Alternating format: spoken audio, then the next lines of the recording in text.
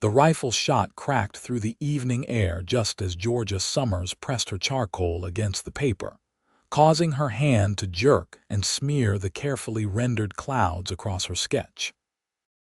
She looked up from her spot on the flat rock, heart hammering, searching the dimming landscape of Arizona Territory for the source of the sound. The year was 1873, and while Ash Fork was considered relatively peaceful compared to some of the rougher towns dotting the territory, gunfire still meant trouble more often than not. The sunset she had been capturing continued its slow descent toward the horizon, painting the desert in shades of amber and crimson that would be gone in minutes. Another shot rang out, closer this time, followed by the thunder of hooves. Georgia gathered her sketches quickly, stuffing them into her leather satchel along with her precious charcoals and pencils. She had walked nearly 2 miles from town to find this particular vantage point, wanting to capture the way the light hit the distant mesas just so. Now that decision seemed foolish. A rider appeared over the ridge, his horse lathered and breathing hard. Even in the fading light, Georgia could see blood staining the man's shirt. He pulled up sharply when he spotted her, his hand moving instinctively toward the gun at his hip before he seemed to register that she posed no threat. "You should not be out here alone, miss," he said, his voice tight with pain. "There are men following me who would not think twice about hurting a woman to get what they want." Georgia stood frozen, clutching her satchel. The man was perhaps 25, with dark hair that curled slightly under his hat and eyes that even in distress held a certain steadiness. His face was lean and sun-bronzed, marked with a few days' worth of stubble. "How badly are you hurt?" she heard herself ask. "Bad enough," he admitted. "Look, I am going to keep riding. You need to get back to town. Tell the sheriff that Xander Sutton was ambushed by the Ketchum gang about 5 miles northeast of here. They killed my partner and took our cattle money."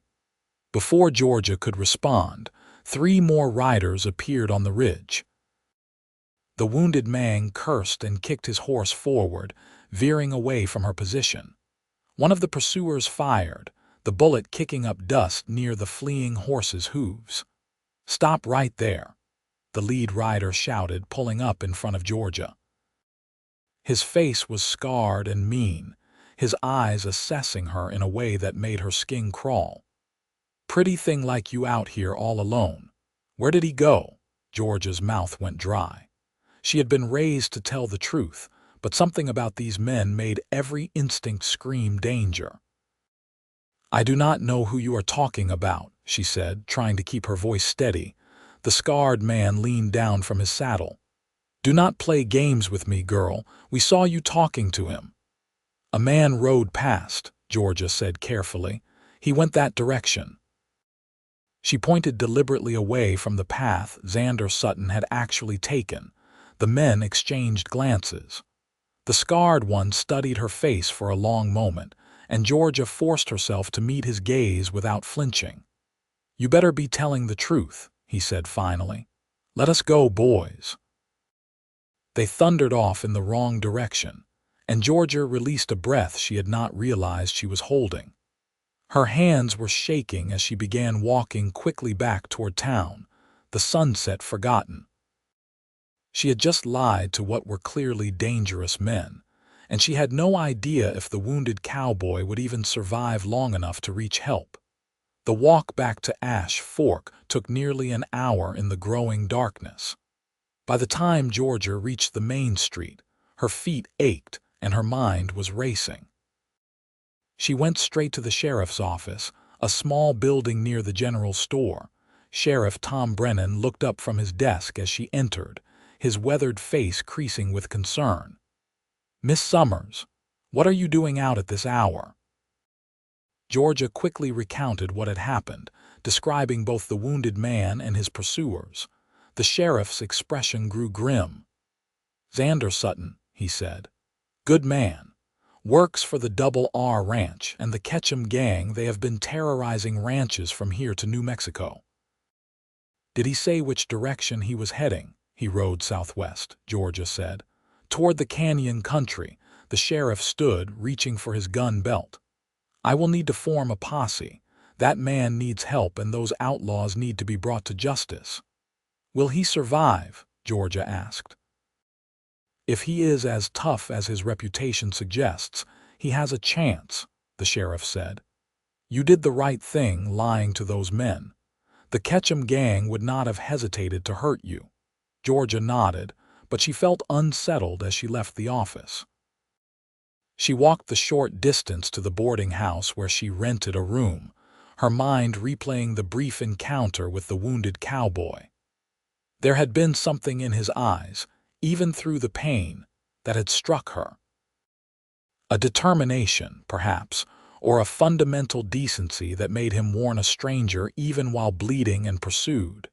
She lay awake that night, listening to the sounds of the posse forming and riding out. Sleep came fitfully, filled with dreams of gunfire and blood spreading across desert sand. The next morning, Georgia walked to her job at the schoolhouse on the edge of town. She taught reading and arithmetic to the children of Ash Fork, a position she had held for nearly 2 years since arriving from St. Louis. Teaching provided a steady income, but her true passion was her art. Every spare moment was spent sketching the dramatic landscapes, the weathered faces of the townspeople, the way light transformed the ordinary into something extraordinary. The students were restless that morning, having heard about the excitement of the night before. Georgia did her best to keep them focused on their lessons, but her own mind kept wandering. Had they found Xander Sutton? Was he alive? She got her answer that afternoon when the posse returned. From the schoolhouse window, she could see them riding slowly down the main street, and her heart lifted when she spotted a familiar figure slumped in his saddle, held upright by another rider. They were heading for Doc Morrison's office. As soon as school let out, Georgia found herself walking toward the doctor's office, though she told herself she was simply curious about the outcome. Doc Morrison was just stepping outside when she arrived. He is stable, the doctor said, anticipating her question. The whole town probably knew by now that she had encountered the wounded man. Lost a lot of blood, but the bullet went clean through. He will need rest and time to heal, but he should recover fully. That is good news, Georgia said. He asked about you, Doc Morrison added, his eyes twinkling. Wanted to know if the lady artist was safe. Georgia felt her cheeks warm. He remembered me. Apparently you made quite an impression. He feels guilty that he put you in danger. That is ridiculous, Georgia said. He was the one being shot at. You are welcome to visit, though he is sleeping now. The laudanum, you know. Georgia thanked the doctor and walked back to the boarding house, her thoughts in turmoil. There was no reason for her to feel this way, this strange flutter of anticipation at the thought of seeing the cowboy again. They had exchanged perhaps a dozen words under the worst of circumstances. Yet something had passed between them in that moment, some connection she could not quite name. She forced herself to wait 2 days before visiting, not wanting to seem forward. When she finally knocked on the door of Doc Morrison's office, her stomach was full of butterflies. The doctor led her to a small back room where Xander Sutton lay propped up in bed, his torso wrapped in clean white bandages. He looked better than he had in the twilight, his face no longer gray with blood loss. When he saw her, his expression brightened. "The lady artist," he said, his voice stronger than she expected. "I have been hoping you would come by so I could thank you properly." "You do not need to thank me," Georgia said, suddenly shy. "I did very little." "You sent those men in the wrong direction," Xander said. "That bought me enough time to find a place to hide until the posse found me. You may have saved my life." Georgia moved closer, studying his face in the afternoon light streaming through the window. Up close, she could see that his eyes were an unusual shade of gray-green, like sage after rain. I am glad you are recovering. The sheriff said the Ketchum gang killed your partner. Pain flickered across Xander's face. James Hartford. We rode together for 3 years. He was a good man, had a wife and baby girl in Texas. I need to write to his family, but I keep not knowing what to say. I am so sorry, Georgia said softly. They were quiet for a moment. Then Xander asked, the sheriff said you are an artist, that you were out sketching the sunset. I teach at the schoolhouse, but yes, I paint and draw whenever I can. The light here is like nothing I have ever seen. I would like to see your work sometime, Xander said. If you would not mind showing me. I would like that, Georgia replied, surprised by how much she meant it. Over the following weeks, as Xander recovered, Georgia found herself visiting the doctor's office with increasing frequency. She would bring her sketchbook and work while Xander rested, and when he was awake, they would talk. She learned that he had grown up on a small ranch in Colorado, that his parents had died of fever when he was 17, that he had been working as a cowboy ever since. He had dreams of having his own spread someday, a place to raise horses and cattle and maybe a family. Xander, in turn, was fascinated by Georgia's art. She showed him her sketches of the desert, the mountains, the people of Ash Fork. He studied them with an intensity that made her nervous until he looked up and said, "You see things different than most people. You see the beauty in everything." "I see what is there," Georgia said. "Most people just do not take the time to look." One afternoon, about 3 weeks after the shooting, Xander was sitting up in a chair by the window, his strength returning. Georgia was sketching the view of the street below, trying to capture the way dust motes danced in the slanting sunlight. "Would you draw me?" Xander asked suddenly. Georgia's hand stilled. "Draw you? Into your world," he said. "I have been watching you work, the way you translate what you see onto paper. I want to be part of that, to be seen the way you see things." There was something vulnerable in the request, something that went beyond simple vanity. Georgia set down her current sketch and pulled out a fresh sheet of paper. "Sit still then," she said. She had drawn portraits before, but never had she felt quite this level of intensity. Her eyes moved from Xander's face to the paper and back again, her hand moving with quick, sure strokes. She drew the strong line of his jaw, the way his hair fell across his forehead, the steadiness in his eyes that she had noticed even that first desperate evening. She drew the bandages that still wrapped his torso, evidence of his survival. She drew his hands, calloused and capable, resting on his knees. When she finished, she felt almost breathless, as if she had revealed something of herself in the drawing. She handed it to him hesitantly. Xander studied the portrait for a long time. "Is this how you see me?" he asked finally. "Yes," Georgia said simply. He looked up at her, and something in his expression made her heart race. "You see someone better than I am." "I see who you are," Georgia corrected. "Someone who warned a stranger about danger even while wounded, someone who mourns his friend. Someone who dreams of building something lasting. Someone who wants to know you better," Xander said quietly. "If you would allow it." Georgia felt her breath catch. "I would like that very much." Doc Morrison declared Xander fit to leave his care a few days later, though he cautioned against any strenuous activity for another few weeks.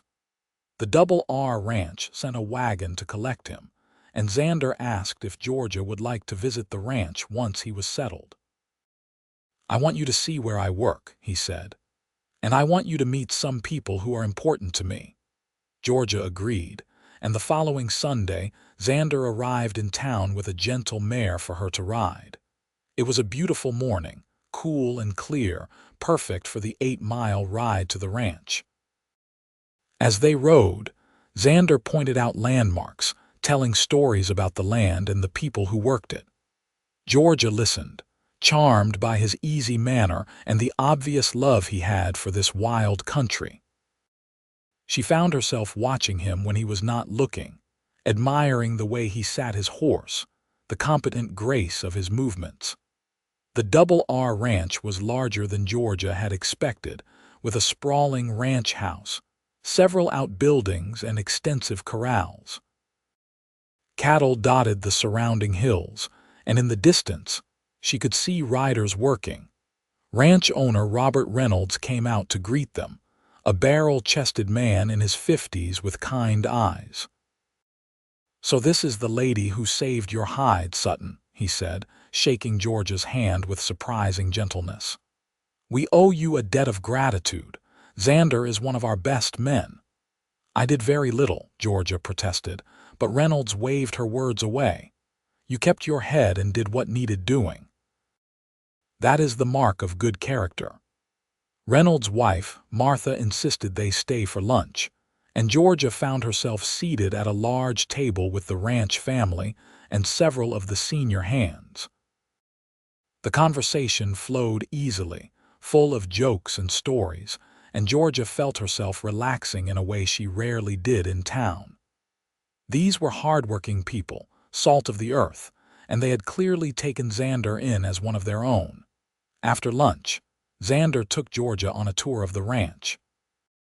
He showed her the horses he was training, explaining his methods with a passion that lit up his face. He showed her the canyon where he liked to camp when working the far pastures, the creek where eagles nested, the meadow full of wildflowers in spring. "This is your world," Georgia said, understanding dawning. "This land, these animals, this life. When you asked me to draw you into my world, you were asking me to see you as part of all this." "I suppose I was," Xander said, "though I did not quite think of it that way. I just knew I wanted you to see me, really see me, not just a cowboy or a patient in a sick bed, but a whole person." "I did see you," Georgia said. "I do see you." They were standing near a corral, the afternoon sun warm on their faces. Xander reached out and gently tucked a strand of hair behind Georgia's ear, his touch sending shivers down her spine. "I am not a man of pretty words," he said, "but I need to tell you that these past weeks, talking with you, watching you create beauty out of nothing, have been the best of my life. I have been drawn to you since that first evening, and not just because you helped me. There is something in you that calls to something in me." Georgia's heart was pounding.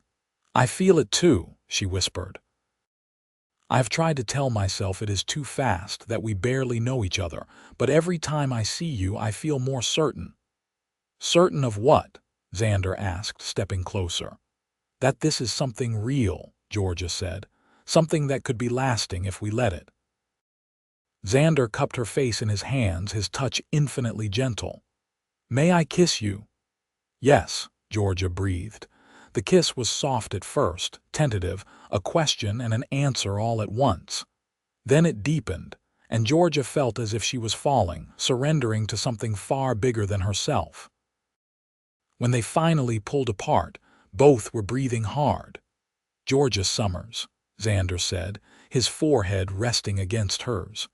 "You have turned my world upside down in the best possible way." Over the following months, Xander courted Georgia with a focused determination that would have been overwhelming if she had not felt exactly the same way. He came to town every Sunday, and they would walk together, talking about everything and nothing. He brought her small gifts, interesting rocks, eagle feathers, once a perfectly preserved bird's nest. She sketched him constantly, filling page after page with studies of his hands, his profile, the way he looked when he was thinking. They attended town socials together, and Georgia noticed the approving looks from the townspeople. Xander Sutton had a good reputation, known as honest and hardworking. The story of how they had met had become something of a local legend, growing more dramatic with each retelling. One evening in October, as they sat on the porch of the boarding house watching the sunset, Xander said, "Do you ever think about the future?" "All the time," Georgia admitted. "What about it specifically? About what you want from life?" Whether teaching and painting is enough, or if you want more. Georgia was quiet for a moment, considering. I love teaching, and I cannot imagine not making art.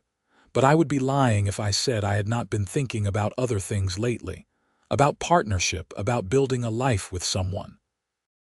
About me? Xander asked, his voice carefully neutral. Yes, Georgia said simply. About you. Xander took her hand. I have been saving money for years. I almost have enough to make an offer on a piece of land just west of here. Good grazing, water rights, everything needed to start a small ranch. I have been planning to do it alone, but lately I have been imagining something different. Georgia's heart was racing. What have you been imagining? A partner, Xander said. Someone to build that ranch with, to share the hard work and the rewards. Someone to come home to at the end of a long day. Someone whose art could capture the beauty of the land we would be building on. He paused, then added quietly, You, Georgia, I have been imagining you. Xander, Georgia whispered. He slid off his chair onto one knee, still holding her hand. I know this is fast by some measures, but I have never been more sure of anything. Will you marry me, Georgia Summers? Will you let me into your world permanently and share mine? Tears were streaming down Georgia's face, but she was smiling. Yes, she said. Yes, absolutely yes. Xander stood and pulled her into his arms, kissing her with a passion that made her forget they were on a public porch. When they finally broke apart, both laughing and crying at once, Georgia saw several of the other boarding house residents watching from windows, grinning broadly. They were married 6 weeks later, in early December, in a simple ceremony at the small church in Ash Fork. Martha Reynolds helped Georgia make a dress from cream-colored silk that the general store had ordered specially. Georgia wore wildflowers in her hair, their dried petals still holding a ghost of their summer colors. The whole town turned out for the celebration. Sheriff Brennan gave a toast about two people finding each other in the most unlikely circumstances. Doc Morrison joked about playing matchmaker. Robert Reynolds presented them with a wedding gift, a deed to 160 acres adjoining the Double R, the land Xander had been saving to buy, at a price he could afford now rather than in 2 more years. You are family, Reynolds said simply, and family helps family. Georgia and Xander moved into a small cabin on their new land, and Georgia discovered that ranch life, while challenging, suited her in ways she had not expected. She still taught 3 days a week, riding into town before dawn and returning at dusk, but the rest of her time was spent helping Xander build their dream. They worked from dawn until after dark, building fences, constructing a barn, digging an irrigation ditch from the creek. Georgia's hands, once soft and ink-stained, grew calloused and strong. She learned to rope calves, to read weather signs, to shoot a rifle accurately enough to scare off coyotes, but she never stopped drawing. In the evenings, by lamplight, she would sketch their progress. The growing herd of cattle they purchased with Xander's savings and a loan from Reynolds. The garden plot she planted near the cabin. Xander's face in repose as he slept, exhausted from another long day. Their first winter was hard. Money was tight, and there were nights when they huddled together for warmth, wondering if they had taken on too much too fast. But they had each other, and that made all the difference. One particularly cold January night, as they lay wrapped in every blanket they owned, Xander said, "Do you ever regret this? Giving up your comfortable room in town, the easier life you had before?" Georgia propped herself up on one elbow to look at him. Not for a single second. This is harder than I imagined, yes, but it is also more real, more vital. I feel alive in a way I never did before. I love you, Xander said, pulling her close. I loved you from that first evening, I think, though I did not know how to name it then. You were this beautiful creature out of place in the desert, creating art while the world turned dangerous around you. You did not panic, did not fall apart. You saw what needed doing and you did it. I love you too, Georgia said. You make me braver than I thought I could be. They made love then, slowly and sweetly, finding warmth in each other that had nothing to do with blankets or fires. Spring brought new life to the ranch. Their cattle had survived the winter, and several cows dropped healthy calves. Georgia's garden sprouted, promising vegetables for the summer. And Georgia herself began to suspect that she was carrying a different kind of new life. She waited until she was certain before telling Xander. One evening in April, as they sat on the porch watching the sunset paint the sky in shades that reminded her of that first evening, she took his hand and placed it on her still flat stomach. "There is someone new who wants to be part of our world," she said softly. Xander's eyes widened with understanding. "A baby, yes, come October if all goes well." The joy on his face was everything Georgia could have hoped for. He pulled her into his arms, holding her as if she was infinitely precious. "A baby," he repeated, wonder in his voice. "Our baby." The pregnancy progressed smoothly, though Georgia continued working longer than Xander wanted. She finally agreed to stop riding into town to teach when she was 6 months along, much to the relief of both Xander and Martha Reynolds, who had appointed herself Georgia's guardian. Georgia spent those last months preparing for the baby and creating what she privately thought of as her best work. She painted the view from their cabin at different times of day, trying to capture the ever-changing light. She painted Xander working with the horses, his body strong and graceful. She painted her own pregnant belly, marveling at the life growing inside her. On a crisp October morning, exactly 11 months after their first meeting and almost exactly a year after their wedding, Georgia went into labor. Martha Reynolds came to help along with Doc Morrison, and after 12 hours of hard work, Georgia delivered a healthy baby boy. They named him James, for Xander's fallen partner. When Xander held his son for the first time, tears streaming down his face, Georgia sketched them both with hands that shook from exhaustion and emotion. "This," she whispered, "is the most important thing I will ever draw, the beginning of our family." The years that followed were full of the ordinary miracles of life. The ranch grew slowly but steadily. They built a larger house, brought on a hired hand, expanded their herd. Young James grew into a sturdy, curious boy who loved both horses and art, spending mornings riding with his father and afternoons learning to draw with his mother. When James was 3, Georgia gave birth to twin girls, Emma and Alice. The births were difficult, and Doc Morrison warned that Georgia should have no more children. Xander held his wife that night and told her that 3 healthy children were more blessing than he had ever dreamed of, that she had given him everything he could ever want. Georgia continued her art, and slowly word spread. A gallery owner from San Francisco, passing through Arizona on his way to New Mexico, saw her work and offered to represent her. Within a year, Georgia's paintings were selling for prices that astonished her. The money allowed them to expand the ranch further, to hire more help, to secure their family's future. But success did not change them. They still worked the ranch themselves, still lived simply, still found their greatest joy in each other and their children. One evening, when James was 7 and the twins were 4, Xander found Georgia sitting on their porch, sketchbook in her lap but not drawing. She was simply watching the sunset, the same gorgeous display that had led her to that fateful rock nearly 8 years before. "What are you thinking about?" he asked, settling beside her. "About how different my life could have been," Georgia said. "If I had not gone out to sketch that particular evening, if those outlaws had caught you, if any of a dozen things had happened differently." "Fate," Xander said. "Love," Georgia corrected.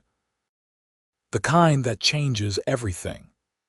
Their children came running then, demanding attention, and the quiet moment was lost in the cheerful chaos of family life. But that night, after the children were asleep, Georgia pulled out her largest canvas and began to paint. It took her 3 months to complete, working in stolen moments whenever she could. When it was finally done, she called Xander to her studio. The painting showed a desert landscape at sunset, all the glorious colors she had been trying to capture that first evening. But in the foreground, she had added 2 figures, a woman with a sketchbook and a man on horseback. They were reaching toward each other, their hands not quite touching, suspended in that moment before their lives changed forever. "The beginning," she said simply, "where you asked me to draw you into my world." Xander stared at the painting for a long time. "You drew us both," he said finally, "into a world we created together." "That is what love does," Georgia said. "It creates a new world that neither person could have made alone." Xander pulled her close. "Will you show me that world every day for the rest of our lives? Every single day," Georgia promised. The painting hung in their home for the rest of their lives, a reminder of the evening when a wounded cowboy and a young artist found each other in the wild beauty of the Arizona desert. It became a family heirloom, passed down through generations along with the story of how Georgia and Xander built a life from nothing but love and determination. As the years passed, Georgia and Xander grew old together, their love deepening into something comfortable and unshakable. They watched their children grow and marry, watched grandchildren arrive. The ranch prospered, becoming one of the most respected in the territory. Then the state when Arizona finally achieved statehood in 1912. Georgia's art gained recognition beyond anything she had imagined. Major galleries in Chicago and New York exhibited her work.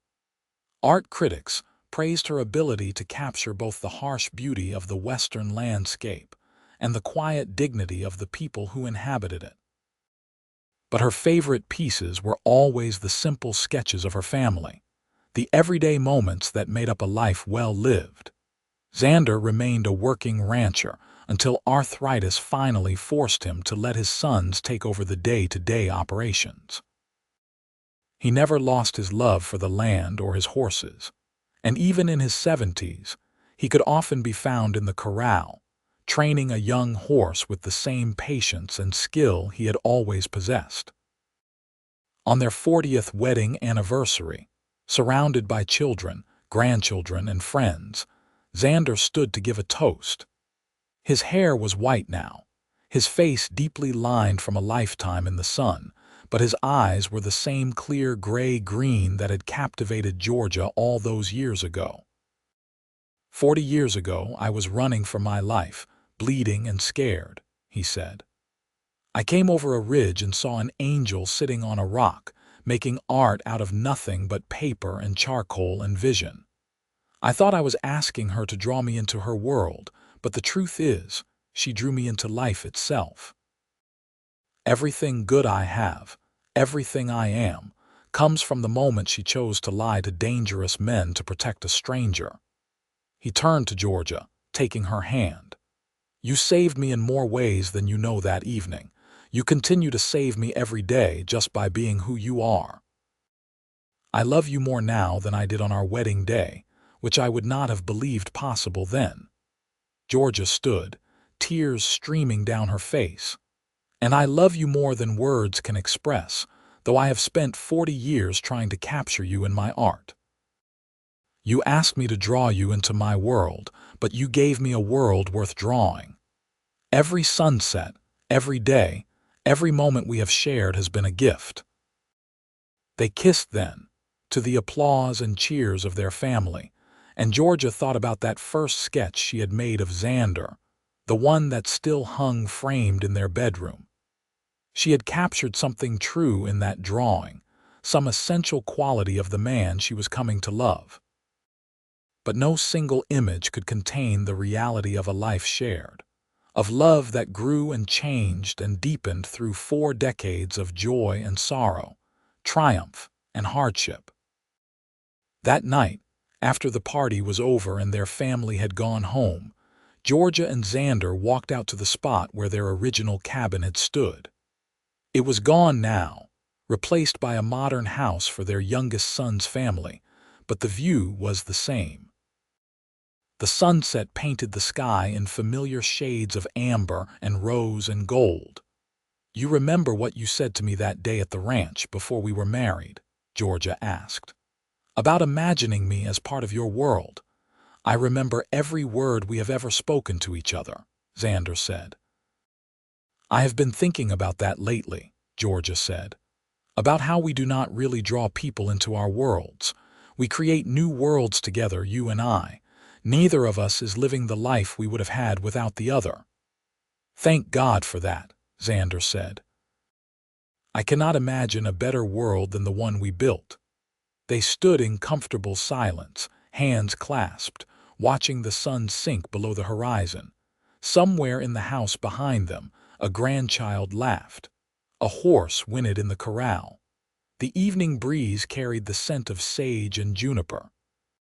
"Perfect," Georgia whispered, and she was not talking about the sunset. The years continued their steady march. Emma married a schoolteacher and moved to Phoenix, where she started a school for girls. Alice married a rancher from a neighboring spread, expanding the family holdings. Young James, who had inherited both his father's way with horses and his mother's artistic eye, took over the main ranch operations and raised his own family in the big house. Georgia's art continued to sell, and she used much of the money to establish a scholarship fund for young artists in Arizona, particularly women who might not otherwise have the opportunity to study art. She taught classes in Ash Fork when she could, passing on her skills and her love of the Western landscape to a new generation. When Xander was 78 and Georgia 75, his heart finally began to fail. Doc Morrison's successor, a young man named Dr. Chen, did what he could, but they all knew the end was approaching. Xander faced it with the same steady courage he had shown throughout his life. "I am not afraid," he told Georgia one evening as they sat together in their bedroom, the painting of their first meeting hanging on the wall across from them. "I have lived a full life, loved and been loved, built something lasting. What more could a man ask for?" "More time," Georgia said, her voice breaking. "I want more time with you." "We have had more than most people ever get," Xander said gently. "And you will carry on, creating beauty, loving our family. That is how I will live on through you and through them." He died peacefully in his sleep a week later, Georgia curled beside him as she had been for nearly 50 years. The whole town turned out for his funeral, along with ranchers from across the state.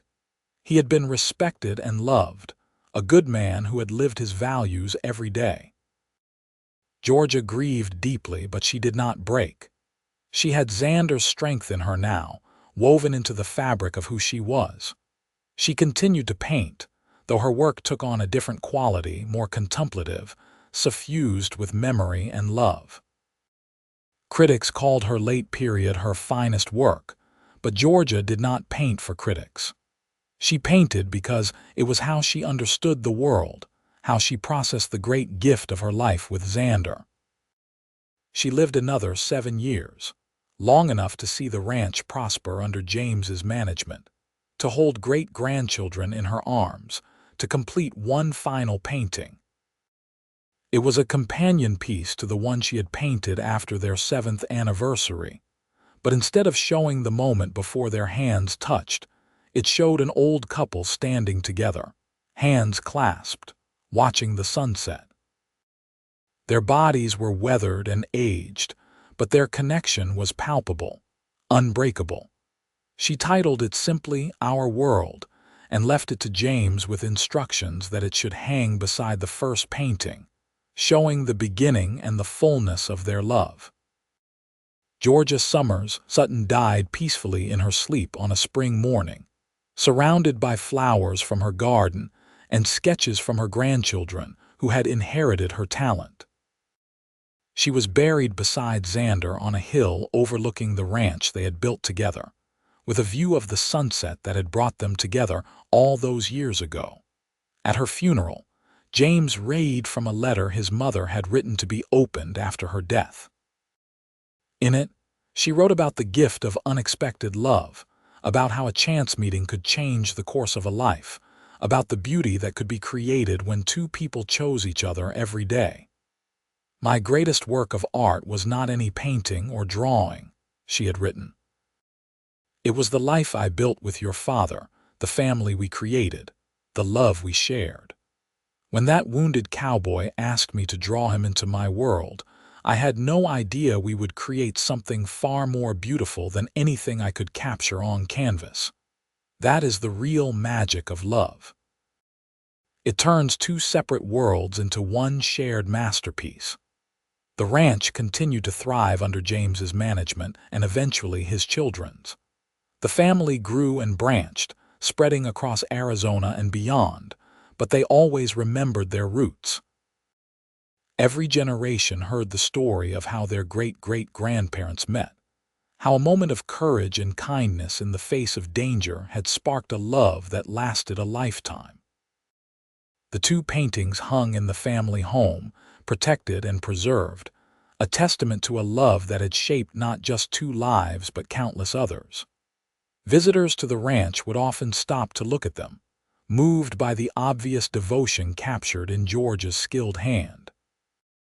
And every evening, as the sun set over the Arizona desert, painting the sky in shades of amber and rose and gold, it was as if the land itself remembered the artist who had loved it so well and the cowboy who had asked to be part of her world, who had instead made a new world with her, one built on love and trust, and the simple courage to reach across the distance between two hearts and choose connection. The town of Ash Fork grew and changed over the decades, but it never forgot its own legends. The story of Georgia and Xander became part of local lore, told to children and visitors alike. The rock where Georgia had been sketching that fateful evening was marked with a small plaque, placed there by the town council on the 100th anniversary of their meeting. It reads simply, "Here, in 1873, artist Georgia Summers met cowboy Xander Sutton. From this moment grew a love that built a legacy." Artists still came to paint the Arizona sunsets, and cowboys still worked the land. And sometimes, if you were lucky, you might catch a glimpse of what Georgia had seen all those years ago. The extraordinary beauty hidden in ordinary moments, the way light can transform the world, the magic that happens when two people choose to see each other truly and completely. That was the real gift Georgia and Xander had given to each other and to everyone who heard their story. They had shown that love does not just happen. It is built day by day, choice by choice, sketch by sketch, sunset by sunset, until it becomes something solid and lasting, a foundation that can support not just two lives but generations yet unborn. Their story was complete, their circle closed, their love made manifest in children and grandchildren, in a thriving ranch, in paintings that captured the soul of the West, and most of all in the example they had set of what it meant to truly see another person and choose them, every single day, for a lifetime.